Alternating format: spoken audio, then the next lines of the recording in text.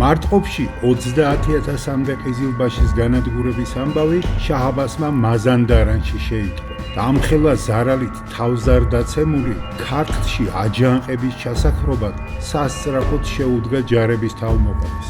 შაჰმა თავისთან იხმო მისი სიძე და თეიმურაზ მეფის ბიძაშვილი ისა ხან ყორჩიბაში, რომელსაც მთავარ სარდლობა ჩააბარა. ისა ხანს დაუქვემდებარა ირანში მოასპარეზე შაჰისევანი ქართველების ლაშქრის ნაწილიც, ქალაქ ისპაჰანის ტარუღას, ხოსრო მირზას სარდლობით.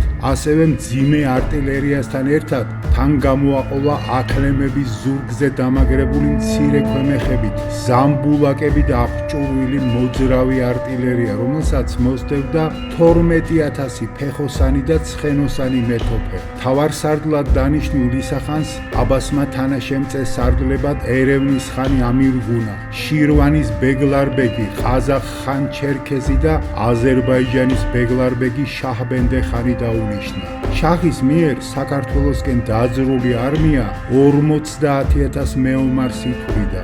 ამ ლაშქრობაში მონაწილეობის ბრძანება განჯის ბეგლარბეგ დაუდ ხან უნდილაძესაც მიუვიდა, მაგრამ უნდილაძემ მძიმე ავადმყოფობა მოინიზეზა და ქართლში ლაშქრობაზე უარი აკადრა რისხანემ ბრძანებელს.